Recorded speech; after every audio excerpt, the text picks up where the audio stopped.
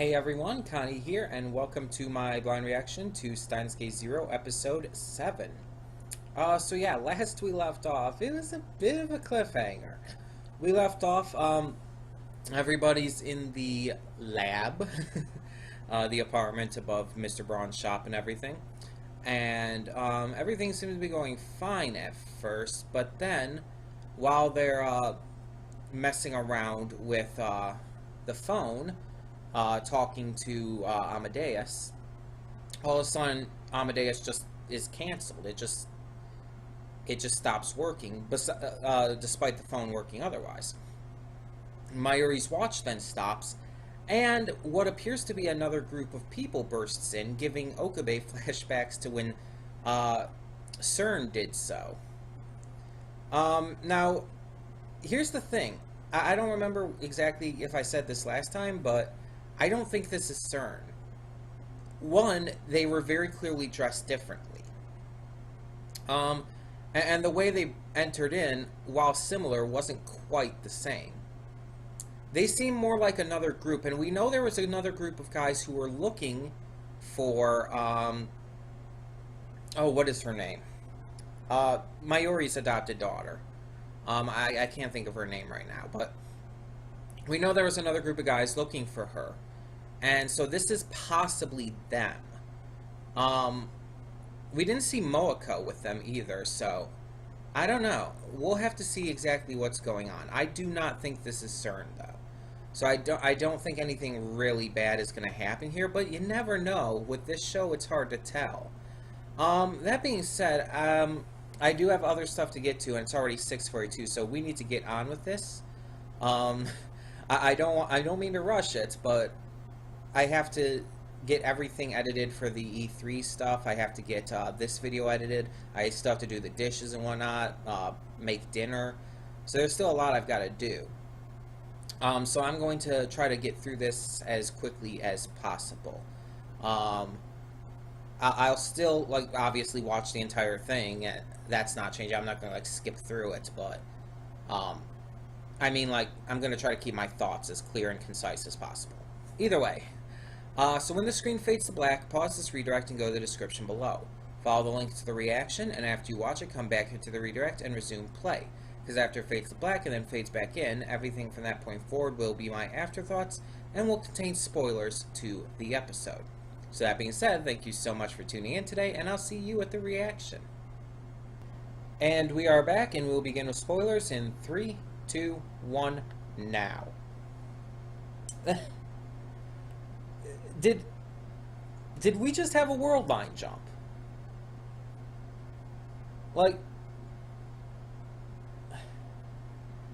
Okay, I know it shouldn't be that surprising, considering how many times the world line was jumped in the original series.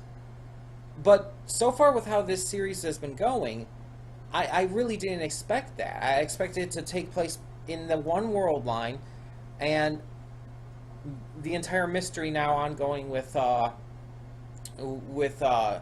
Shina. If that's what happened, it's like, holy shit.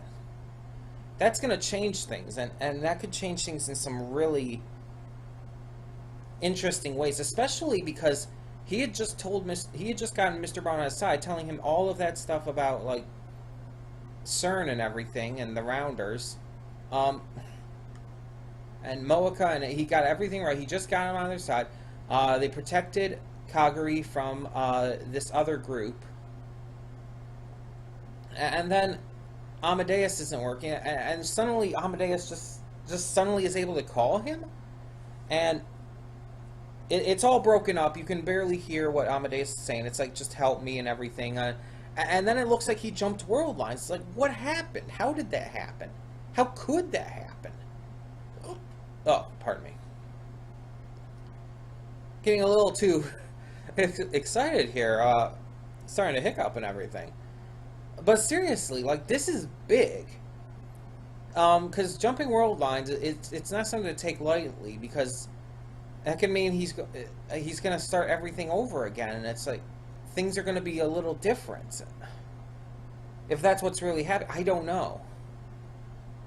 I legitimately do not know if that's what's happening here, but that's what it looked like.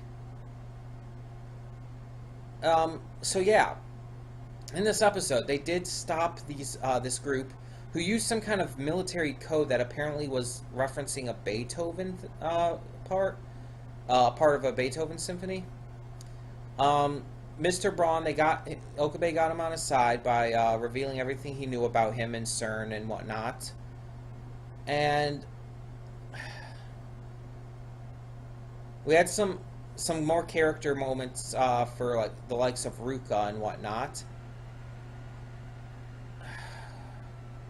I think that the woman who was there in the motorcycle helmet, I think it was the woman, the Maho's associate, the one like kind of weird lady, the eccentric one. I think she definitely has had a couple like expressions and stuff that has painted her as a little suspicious. And I don't know, something about her just makes me think she's one of the bad guys. Um, I don't know for sure though. I have no clue where this is going at this point. I just really do not know. But I enjoyed this. Don't get me wrong. I really loved this. I'm not like complaining or anything that it's too confusing or too insane about what's happening. No, I love this. I love the fact that he's apparently jumping world lines because it's going to grow and progress the story in an amazing way that the original Steins Gate was famous for. I mean, Steins Gate is one of probably the most famous anime out there. It's exceedingly popular, and the fans of it are just really intensely in love with it. It's People have been begging for more since the end of the original series, and we got a movie, and now we got Steins Gate Zero, which is basically, by all intents and purposes, a sequel, a second season. And now we're getting back into some of the classic stuff that made it so great. I mean, we've had some of the comedy, though not as much, admittedly. We've had great character moments, a really intriguing story, some great mystery. All this stuff was in the original. But the one thing that we haven't had so far that made the original so popular was the time travel slash world jumping aspect. It was one of the biggest things. People would often say Steins Gate is not a story about time travel, but it is a story of time travel. Or rather, I worded that completely wrong. It's not a story involving time travel. It is a story about time travel. Yeah, I worded that like completely wrong. Um, the entire story is like focused around that in a way, and now we up till this point, the first 6 episodes, we haven't really gotten to that aspect. It's been mentioned. We've had mentions of Okabe having jumped world lines and stuff in the past, but we haven't had anything new. We haven't had anything actually happening with that in the current day, in the current world line. I have no idea where this is going to go. It could go multiple different routes, and I just do not know, but I'm really happy about that. It's keeping me on my toes and keeping me invested in wanting to continue. That's what a good show should do. So, yeah, very pleased with that. Um, but yeah, tell me in the comments below what you thought of this episode of Steins Gate Zero. What did you think of the resolution to the attack? What did you think of the kind of association between Okabe and Mr. Braun and how they came to an understanding to work together? And where do you think this is going to go? Do you think the woman in the motorcycle helmet was Maho's associate? Or do you think it's someone else? Do you think it might actually be Moeka? Tell me your thoughts on that and more in the comments below, and thank you so much for tuning in. For now, I'm Connie Royal, and I'm signing off. See you all next time. And don't just live for tomorrow, or just live in yesterday. Just be glad for all you have that's in today. obstacles, shed tears.